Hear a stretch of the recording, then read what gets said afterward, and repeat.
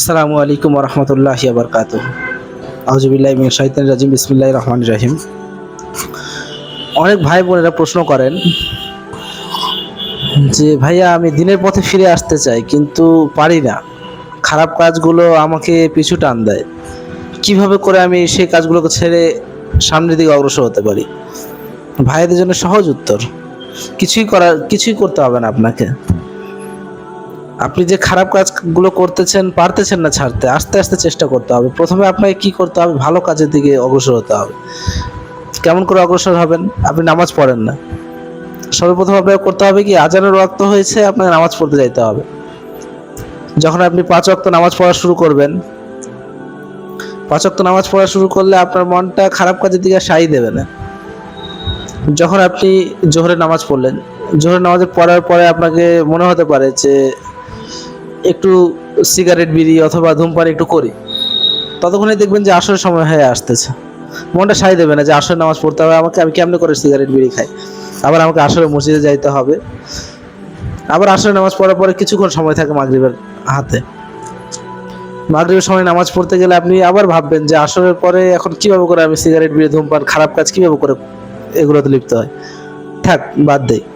এমন করে আস্তে আস্তে করে আপনি যদি খারাপ কাজগুলো ছাড়তে চান, ছেড়ে দিতে পারবেন।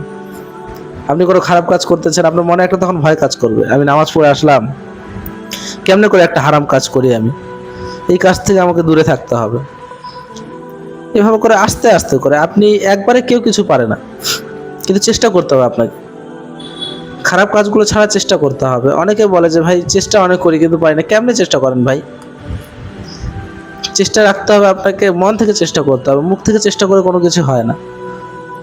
আপনাকে চেষ্টা করতে হবে যে আমি এই খারাপ কাজটা আজকে করেছি, আজকে মনে করেন যে আমি 5টা খারাপ কাজ করেছি, কালকে আমি চেষ্টা করব যে 5টা থেকে খারাপ কাজ কমিয়ে নিয়ে আসার চেষ্টা করবো, যেন আমার দ্বারা খারাপ কাজ না হয়। ভালো কাজ করার চেষ্টা করব। আজকে আমার দ্বারা 5টা ভালো কাজ হয়েছে, কালকে আমি 7টা ভালো কাজ করব।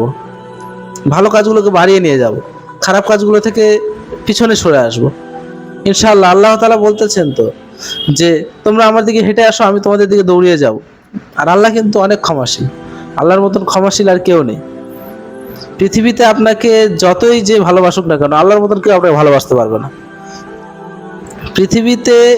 আপনার 100 ভাগের মধ্যে 99 ভাগ ভালোবাসা আল্লাহ নিজের কাছে রাখে, 1 ভাগ ভালোবাসা পৃথিবীর মাঝে দিয়ে দিয়েছেন। তাতে আমাদের কত ভালোবাসা, মনে হয় যে আমরা একে অপরকে ছাড়া বাঁচবো না।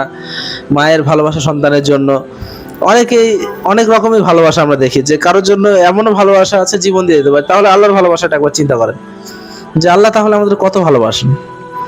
এই ছোট ছোট বিষয়গুলো যদি আমরা ভাবি, ছোট ছোট বিষয়গুলো নিয়ে আমরা যদি চিন্তা করি, তাহলে আমরা আর খারাপ কাজ করতে পারবো না ইনশাআল্লাহ। আল্লাহ আমাদেরকে খারাপ কাজ থেকে বেঁচে থাকার এবং ভালো কাজ করার তৌফিক দান করুক। আমিন। আসসালামু আলাইকুম ওয়া রাহমাতুল্লাহি ওয়া বারাকাতুহু।